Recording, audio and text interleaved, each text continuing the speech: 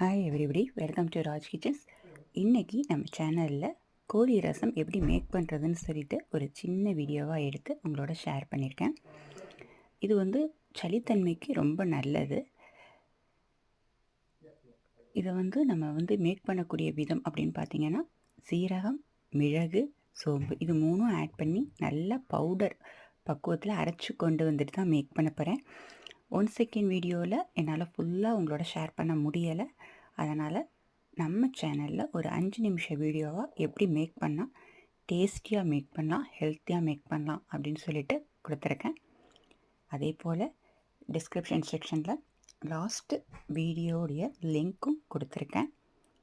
உங்களுக்கு சரின்னு பட்டுச்சுன்னா நம்ம சேனல் மூவ் பண்ணி பாருங்கள். தேங்க்யூ.